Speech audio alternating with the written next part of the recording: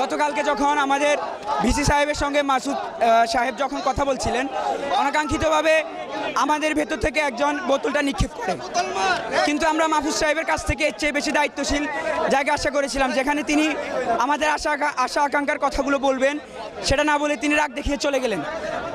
আমরা আশা করেছিলাম, যেহেতু বর্তমান ইন্টারিম গভর্নমেন্ট সকলের আন্দোলনেরই একটা ফসল, সে জায়গায় তাদের কাছে আমাদের আশা আকাঙ্ক্ষার জায়গাটা অনেক বেশি। আমরা তার কাছ থেকে অনেক বেশি ধৈর্য এবং সহনশীলতা আশা করেছিলাম।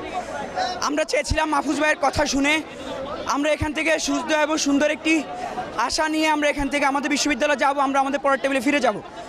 সেই আশা আকাঙ্ক্ষা